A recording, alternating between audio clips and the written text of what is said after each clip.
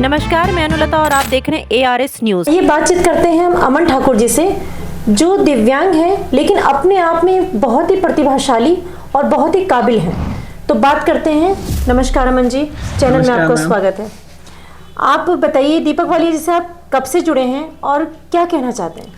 Ma'am, मैं दीपक वालिया जी से पिछले 2018 से दीपक वालिया जी से जुड़ा है। मेरा इस दिव्यांग से किसी कार्यक्रम में दीपक वालिया जी से मुलाकात हुई और उनके विचारों से मैं ताल्लुक़ हुआ।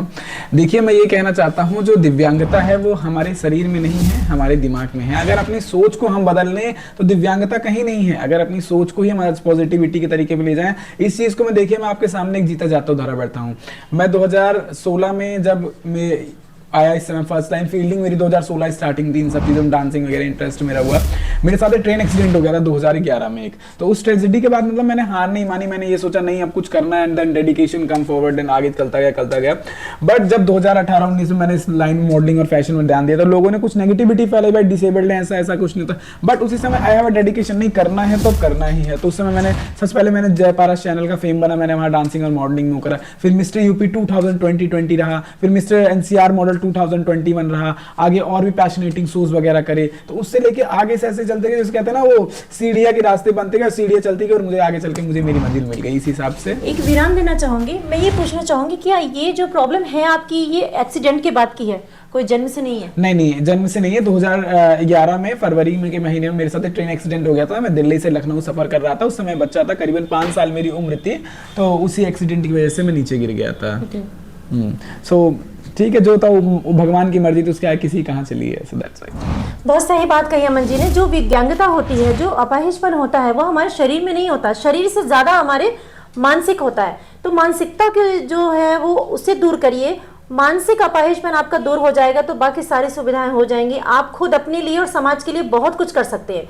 क्योंकि बहुत से लोगों को आपने देखा होगा, कभी वो समय को, कभी घर की प्रॉब्लम्स को, कभी खुद की प्रॉब्लम्स को, ज़्यादातर लोग समय नहीं मिला, या फिर हमारे पास पैसे नहीं थे, हमारे माता पिता ने नहीं सोचा, हम नहीं कर पाए, ये हमारे लिए नहीं था। ऐसी बहुत सारी जो कहते हैं ना, जो बहुत सारी होती है वो बातें कहते हैं और अपनी बातों को ऊपर रखते हुए अपनी करनी को, अपने कार्य को पीछे करके वो समाज में पीछे रह जाते हैं।